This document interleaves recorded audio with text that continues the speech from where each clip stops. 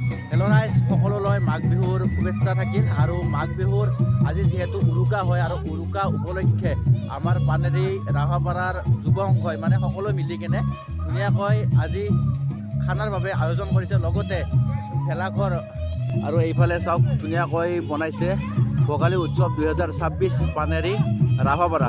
আৰু এইফালে আমাৰ প্ৰাণৰ শিল্পী জুবিন দাৰ শ্ৰদ্ধাঞ্জলি জ্ঞাপন কৰা হৈছে আৰু আপোনালোকক ধুনীয়াকৈ ভিতৰত দেখুৱাই আছোঁ। আৰু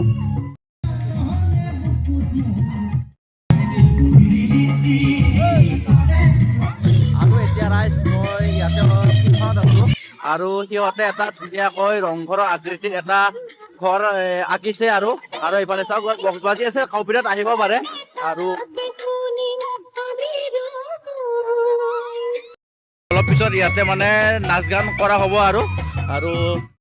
আৰু ৰাইজ এইফালে এটা ধুনীয়াকৈ ঘৰ বনাইছে, মানে কমিটি চমিটি বহাকে। আৰু চাওক আপোনালোকে এইফালে খানা চানা বহাই আছে আৰু সিহঁতে মানে খানা চানাৰ ব্যৱস্থা কৰি আছে। মানে ৰাইজ ধুনীয়াকৈ খানাৰ ব্যৱস্থা কৰি আছে। পুৰা ৰাইজ ৰান্ধনি ৰাইজ এইফালে পুৰা খানা চলি আছে। আৰু এইফালে ৰাইজ গাহৰি পুৰা, আৰু এইফালে দাদাহঁতে পুৰা বনাই আছে, ভাত বনাই আছে, দালি হৈ গৈছে এইফালে। আৰু এইফালে দালি হৈয়ে গেল, দালি নহয় দা, এইফালে দালি হৈয়ে গেল। ৰাইজ লোকেল মুৰ্গীও আছে, পুৰা খাওঁহে কথা আজি আৰু উৰুকা বুলি। আৰু এনেকুৱা এটা ধুনীয়াকৈ চাংঘৰো বনাইছে, আপোনালোকে চাব পাৰিছে। এনেকুৱা এটা ধুনীয়া চাংঘৰ বনাইছে আৰু চাংঘৰৰ ওপৰৰ পৰা এনেকুৱা এটা ভিউ।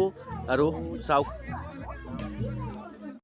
চাব পাৰিছে গাঁৱৰ ভিতৰত কি ধুনীয়া এটা মানে চাংঘৰটোৰ ভিতৰত এটা কি ধুনীয়া পৰিৱেশ। গতিকে ইয়াত সিমান বেছি দেৰি নকৰোঁ, আমাৰ গাঁৱৰ কাষতে হয় ৰাভাপাৰা। আৰু এতিয়া আমি গৈ আছোঁ এইবাৰ আমি য'ত খানা খাম তাতেলৈকে গৈ আছোঁ। আৰু তাতেও আপোনালোকক দেখুৱাব চেষ্টা কৰিম খানাৰ কেনেকৈ আয়োজন চলিছে। আৰু